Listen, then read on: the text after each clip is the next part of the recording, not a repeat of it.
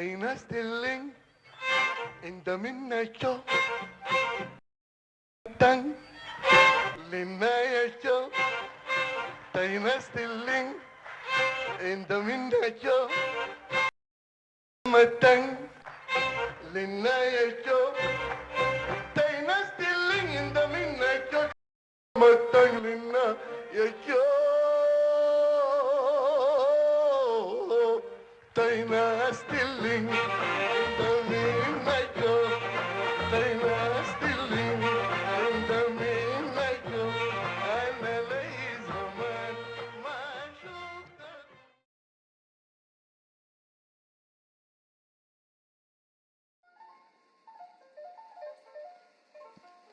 ዓመታትን ወደ ኋላ ትረካ ክፍል 25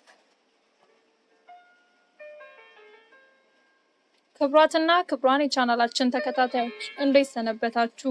እነሆ ዛሬ ክፍል 25 ዓመታትን ወደ ኋላ ትረካን እንቀጥላለን።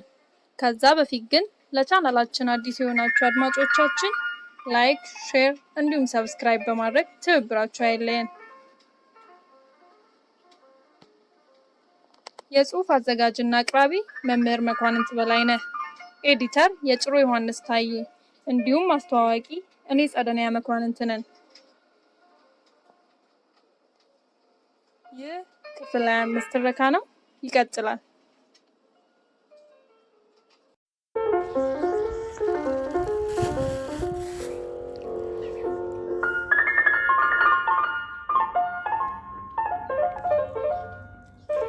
ወደ መደርደሪያው የተዘረጋው እጄ በምላሹ ምንም ነገር ሳይዝ ተመለሰ። የሚታይ የነበረው ነገር ለዓይን አንሶ ወይም መጠኑ የቀነሰ ይመስል በመዳፌ ዳሰስኩት። ምንም ነገር የለም። ደነገጥኩ፣ ውሃ ሆንኩ። ይበልጥ ያስደነገጠኝ ደግሞ ገና ወደ ልጎበጬሳ ሄዶ ያልተመረቀው ማህተም። በአካባቢው የተቀመጡ ሰዎችን ጠየቅኩ። እንዲህ ነው እንዲያ ነው ያለኝም አንድም የለም። ዘፍ አልኩና ከኋለኛው ወንበር ተቀመጥኩ። አንድ ሐሳብ መጣልኝ። መኪናው አለመሙላቱን ስላስተዋልኩ ፈጥኜ በመውረድ ፈረስ መጋላ ከሚገኘው ፖሊስ ጣቢያ ሄጄ የሆነውን አመለከትኩ። የዕለት መዝጋቢው ምን ነው የጠፋብህ አለኝ። የትምህርት ቤት ማህተም፣ የራስጌና የግርጌ። ምን ልታደርግ ማህተም ያስክ? ለመሆኑ የምን ድርጅት ነው ጠየቀ። አዲስ ማህተም፣ ለገጠር ትምህርት ቤት በትዕዛዝና በሕጋዊ መንገድ የተሰራ። ገና ትናንት ነው የተረከብኩት። አለ። አሁን ወደ ቀልቡ ተመለሰ። ሌላስ አለኝ። ከዛ በኋላ አንድ በአንድ ስዘረዝር ሲመዘግብ ምን አለፋችሁ የፀጉሬን ማበጠሪያና ትንሽ የፊት መስታወት ሳይቀር በዝርዝሩ ሰልፍ ውስጥ ተደረደረ። ሌላስ አለ መዝጋቢው። ይኸው ነው አልኩት። በሐሳቤ በአፍታ የሚገኝ መስሎኝ በስሜት ነበር ያስመዘገብኩት። አሁን ወዴት ነበር የምትሄደው? ነገርኩት። እንከታተላለን። ጥሩ ውጤት ከተገኘም በእናት መስሪያ ቤት አድራሻ እናሳውቃለን። እየቀዘዘኝም ቢሆን ጣቢያውን ጥዬ ወደ መኪናው ተመለስኩ። በአንድ ቀን መፍትሄ ያገኝ ይመስል ልቅር እንዴ ታዲያ ብየው ነበር። ፖሊሱን አልመክርህም፣ መሄዱ ነው የሚሻለው የሱ መልስ ነበር። ለዚህ ነው ተመልሼ ወደ መኪናው የገባሁ። እንደተረበሽኩ፣ እንደደነገጥኩ፣ እንደተደበርኩ ከኋለኛው መቀመጫ ላይ ተዘረፈጥኩ። መኪናው ተንቀሳቀሰ። ሰው ጨዋታውን ቀጠለ። እኔ ግን በጉዞ ላይ ያካበትኩት መጽሐፍ ማንበብ እና ከተጓዥ ጋር በመግባባት ሐሳብ የመለዋወጥ ልምድ ዛሬ አብሮኝ አልነበረም። ባዘን ተውጬ ዝም ብያለሁ። ቀርሳ የሚባለው አካባቢ ስንደርስ የኔ ሁኔታ ደስ ያላለው መንገደኛ ሲፈራ ሲቸር ዝምታ የጤና አይመስለኝም፣ ምን ነው ወንድሜ በጤና ነው ሲል የጠየቀኝ ጥያቄ ከነበርኩበት ሁኔታ ቀሰቀሰኝ። እንደ መባነን አልኩና የሆነውን ሁሉ ከመጀመሪያ እስከ መጨረሻ ሳጫውተው በዙሪያዬ የነበሩ ሁሉ በተመስጦ ይከታተሉኝ ነበር። ሐዘኔን ተጋሩኝ፣ አጽናኑኝ። በመኪና ላይ የገጠሟቸውን ከዚህም ያነሰ ከዚህም የላቀ ልምዶቻቸውን አጋሩኝ። ሙሉ በሙሉም ባይሆን በመጠኑ መረበሼና መሳቀቁ ከፈል አለልኝ። በዚህም ምክንያት በድብርት ተዘግቶ የነበረው አንደበቴ ከፈት አለና እኔም በሐሳብ ልውውጥ ውስጥ መሳተፍ ጀመርኩና በተሻለ ስሜት ጭሮ ገባን። ቀን 6:30 ገደማ ጭሮ እንደገባው በቀጥታ የሄድኩት ጋሽ ጥበበን ፍለጋ ነበር። ጋሽ ጥበበ ለ2 ቀን ስብሰባ ወደ ጭሮ እንደሚመጡ አውቅ ስለነበር ወደ ልጃቸው ወይዘሮ ይዘሸዋል ባለቤት ወደ ጋሽ መኮንን ስጋ ቤት ነበር የሄድኩ።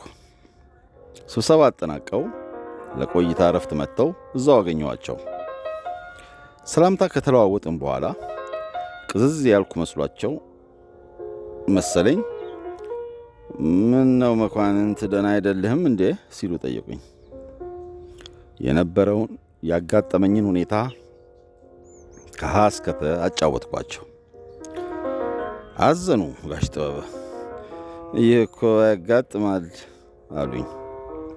3-4 በሕይወት የገጠማቸውን ወዳጆቻቸው ያጋጠማቸውን ጭምር አንድ በአንድ አጫወቱኝ።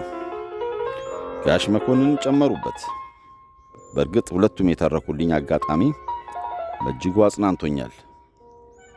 ጋሽ ጥበበ ወደ 8 ሰዓት ገደማ ወደ መኖሪያ ቀበሌያቸው እንደሚመለሱ አስቀድሞ ስለነገሩኝ ጭሮ ማደር አላስፈለገኝም። አብረን ልናዘግም እነጋሽ መኮንንን ተሰናብተን ወደ መንገድ ገባን። ጋሽ ጥበበን በሆነው አጋጣሚ ምክንያት የደረሰብኝ ስብራት ለመጠገን ያሳዩኝን ጥረት በእጅጉ በማድነቅ ከቀድሞ የበለጠ ወደድኳቸው። እንዲሁ እንዳጫወቱኝ እንደተጨዋወትን ከሰፈራችን ደረስና ምንም አይነት ብስጭት አብሮ እንዳይቆይ በማለት ለመጨረሻ ጊዜ አስጠንቅቀውኝ ወደ የቤታችን ገባን።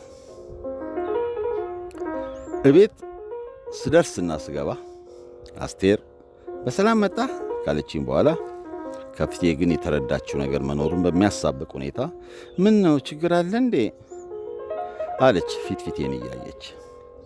ማለት አልኩ። ቶሎ መናገር አልፈለኩም ነበር።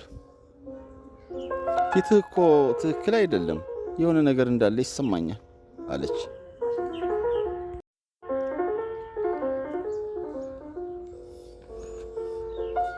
ከዚህ በኋላ የሆነውን ከመናገር ይልቅ ማለባበሱ ጥቅም እንደሌለው ስለተረዳው የሆነውን ሁሉ በዝርዝር ነገርኳት። በእርግጥ በጣም አዝናለች። ቢሆንም የፈሰሰው አይታፈስምና እንደረሳው ከማጽናናት በስተቀር ምንም ማድረግ አልቻለችም። የሆነው ያጋጠመኝ ነገር ሁሉ በጋሽ ጥበብ አማካኝነት ለሚመለከታቸውም ለማይመለከታቸውም በፍጥነት ተዳርሶ ነበር። እኔም በተከታዩ ቀን ልክ ሐዘን እንደደረሰበት ሰው ወደ ሥራ ሳልገባ እቤት ነበር የዋልኩት። የዕለቱ ትምህርት የተመራው በጌጤና ባልማስ ሲሆን እነሱም ቢሆኑ ከሥራ መልስ እኔን ለማጽናናት ወደ ኋላ አላሉ። አከታትሎም ከወላጅ ኮሚቴ አባላት ጀምሮ ከመምህራን ጋር ቅርበት የነበራቸው ሁሉ በየተራ እየመጡ በእውነቱ ከልብ ሊያጽናኑኝ ሲሞክሩ የተፈጠረውን አጋጣሚ ከደመወዜ ለመተካት ወደ ኋላ እንደማልል የገባሁትን ቃል በማጣጣል የተለያዩ ምሳሌዎችን ጭምር እየተቀባበሉ ከዚህ ባለፈ ሞትም ሊያጋጥም እንደሚችል በማስረገጥ ጭምር ሊታሰብ የማይችል መሆኑን አስምረው ሲነግሩኝ በሁሉም ዘንድ በመታመኔ ታላቅ ደስታ የፈጠረልኝ ሲሆን በውስጤ የነበረውን ሐዘንና ድብርት ሙሉ በሙሉ እንዳስወግድ ከማገዙም ሌላ ይህን ያመነኝን የዋህ ሕዝብ በፍጹም ፍቅር ይበልጥ ማገልገሌ እንደምቀጥል ለራሴ ቃሌን አደስኩ። የምጽፋቸውን ደብዳቤዎች በማህተም አጅቦ የመላክ ጉጉቴ ግን ምኞት ከመሆን ሳያልፍ ቀረ። ያም ክፉኛ ተጠናውቶኝ የነበረው ስሜት ቀስ በቀስ ከውስጤ እየወጣና እየረሳሁት ልምጣ እንጂ የድሬዳዋ ፖሊስ በሰጠሁት አድራሻ መሠረት ምንም ምላሽ አለመስጠቱ የጠፋው ንብረት አንድም ደብዛው ጠፍቶ ነው፣ አንድም ደግሞ በዕለት ሁኔታ ከመመዝገብ ያለፈ ምንም አይነት ክትትል ያልተደረገበት መሆኑን አምኜ ተቀብያለሁ። 1976 ዓመተ ምህረት ጥር ወር ላይ ደርሰናል። የአንደኛው ወሰነ ትምህርት ፈተና በተያዘለት ፕሮግራም መሰረት ተከናውኖ ለ15 ቀን ረፍት ዝግ ሆኗል። ሁለቱ እንስት መምህራንም ቤተሰቦቻቸውን ለመጎብኘት አንዷ ወደ ድሬዳዋ ትሄዳለች፣ ሌላኛዋ ደግሞ ወደ ጭሮ ሄዳለች። አስቴርም 9 ወሯ ገብቶ ስለነበር መጪውን እንግዳ ለመቀበል ቀኑን በመቁጠር ላይ ነን። ጥር 26 ማለዳ በጋሽ አስናቀ ቤት ግርግሩ ጦፏል። ዘመድ ጎረቤት ተሰባስቦ ሞቅ ያለ ሥራ ይሠራል። የደቦ ሥራ በአካባቢው አነጋገር ጉዛ የሚባለው መሆኑ ነው። ደስታ ወይም ሐዘን ባጋጠመበት የእርሻ ሥራ ይሁን የቤት ማዋቀር፣ ሁሉም አይነት ተግባር በህብረት የሚከናወን ነው። ያኔም በጋሽ አስናቀ ቤት የነበረው ወጣ ገባ የዚሁ ያልኩት ደቦ ወይም ጉዛ ተምሳሌት ነበር። የተወሰነው እንጨት ይፈልጣል። የተፈለጠውን እንጨት ወደ ማድ ቤት የሚወስዱ አሉ። ሊጥ ይገባል። እንጀራው በመሶብ ሆኖ ወደ ዋናው ቤት ይዘዋወራል። የሽንኩርት መላጡና መክተፉ ደግሞ ሌላው በበርካታ ሴቶች የሚከናወን ተግባር ነበር። በዚህኛው ውስጥ ለወሊድ ቀኗ የገባው አስቴርም አንዷ ተሳታፊ ነበረች። የዛን ጊዜው የጋሽ አስናቀ ቤት ህብረ ሥራ ለመልስ የሚጠሯት የቤተሰብ አካል ሰበብ ያደረገ እንደነበር አስታውሳለሁ። ከቀኑ 11 ሰዓት ገደማ አስቴር ሥራውን አቋርጣ ወደ ቤት ተመለሰች። እኔም ተከትያት ገባሁ። ፊቷ ላይ ጭንቀት ይነበባል። ምን ነው አልኳት። አሞኛል አለች አልጋው ጫፍ ላይ እንደተቀመጠች። በጣም ተረበሽኩ። የመጀመሪያዬ ነው ይህ አይነት እውነት። ጊዜ አልወሰድኩም። ወጣሁና እያምሳለን ጠራኋቸው። አፍታም ሳይዘገዩ መጡ። ምን ነው ምን ሆንክ አሉኝ። አይ እኔ አይደለሁም እና አስቴር አሟታል ከማለቴ ፈጥነው ወደ ቤት ገብተው አስቴርን ለማየት ገባቸው። ምጥ ነው አሉኝ። ምን ይሻላል? ገና ነው እኮ ወደዛው የመሄድ አዝማሚያ ነው። አዋላጅ ይጠራሉ አሉና ፈትለክ አሉ። አዋላጇን ይዘው ሲመጡ በርካታ ሴቶች ተከትለው ነበርና እኔም ተንፈስ አልኩ። ጭንቀቴን እነሱ ላይ አራግፌ እኔን አይዞ ለማለት የመጡ ወንዶችን አስከትዬ ከኔ ቤት ጎን ወዳለው ወደ ጌጤ መኖሪያ ቤት ይዣቸው ገባው። ጌጤ ለረፍት ስትሄድ አስቴር ልትወልድ ስለምትችል በሰዎች የሚፈጠረውን መጨናነቅ ለመቀነስ ቤቷን እንድንጠቀም ቁልፍ ሰጥታን ነበር። ጥሩ አስተውላለች።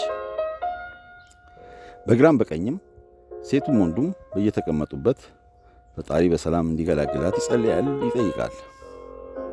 አዋላጇም ምጡ እስኪፋፋም በትኩረት ነፍሰ ጡሯን ትከታተላለች።